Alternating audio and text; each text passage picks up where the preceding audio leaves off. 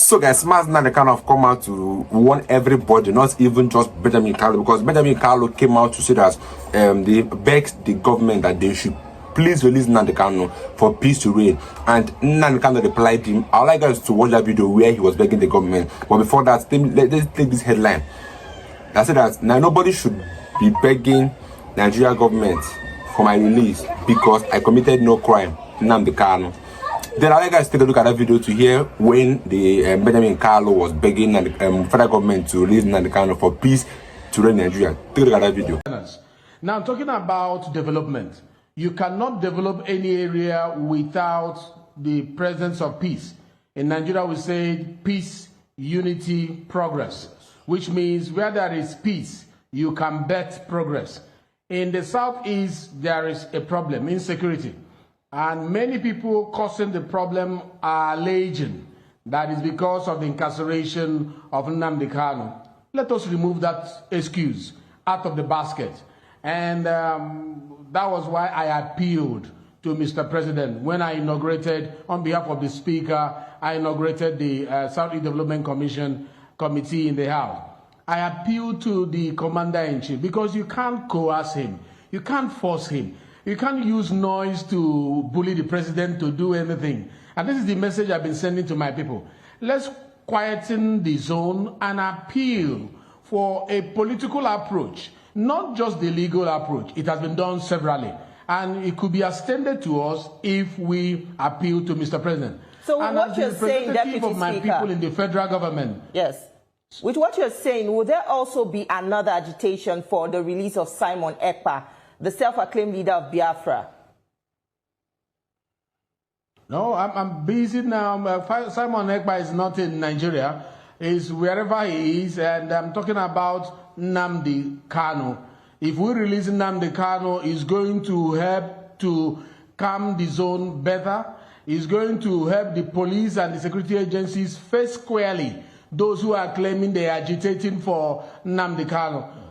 So that was the video that warranted Nnamdi Kanu to come out and say this thing, that nobody should beg federal government for his behalf because he has committed no crime. And the truth is that he have not committed any crime. And this is a man that have been arrested or detained for so long so that they will kill his spirit. You could imagine a man that the spirit should have been down by now is still on the top, saying that nobody should beg the government, that let the government keep telling him that he doesn't mind, he doesn't care. So follow me to this article so I will hear what he said in this video. So the detailed leader of the IPOB, Nnamdi Kanu, has clarified that he did not send anybody to beg the Nigerian government for his release. This was stated in a release issued by the head of the legal team, Aloye Jimakon, stating that Kanu's release is not a matter of mercy or pardon, but rather is a matter of upholding the rule of law. Record that Benjamin Kalu, the deputy speaker of the House of Rep, recently appeared to the President Tinubu to tamper justice with mercy and give freedom to the leader of the IPOB, Nnamdi Kanu, from detention. Kalu had made the appeal after the inaugural meeting of the House of Rep committees on the Southeast Development Commission at the National Assembly complex in Abuja. The Deputy Speaker had commended the President for his support and commitment towards peace, development, and stability of the Southeast region. So in that video just watching, I was talking about that there is no progress without unity and peace. And for that to happen, that means they should read Nnamdi Kanu. And this is Kanu say that nobody at all, be you anybody, should beg the Nigerian government on my behalf. Let me be in the detention of DSS if that's what the government wants. But nobody should beg them because my release shouldn't be on pardon or anything, that he has committed no crime, that they should let him go because he have done nothing wrong. Nobody should beg him. That according to the law, Nnamdi Kanu committed no crime, but the federal government insists on keeping him in detention. So nobody should beg the federal government on my behalf. That was what Nnamdi Kanu was saying. So he noted that the president, since assuming office, had in various ways proven his love for the Southeasterners through his speedy assets of the Southeast Development Commission bill, which failed in previous assemblies. However, Kanu's legal team clarified that the Federal High Court already declared his detention as unconstitutional and has international and that international tribunal decision had also deemed his detention as unlawful, because it's everywhere. It's very clear that Nnamdi Kanu's arrest is unlawful, and Supreme Court have actually said that Nnamdi Kanu should be released and not be charged with any trial. But federal government, who is always above the law, went against the order of Supreme Court, and they are still holding him in detention. And by law, once Supreme Court has given an order, no other court have the right to charge that person in court or any individual. But Nigeria government are still busy trying Nnamdi Kanu in court, and federal high court are even still charging him in court, which is also against the law and is unlawful. You can imagine a federal government that can never keep to law. How do they expect the country to be a country of law and order?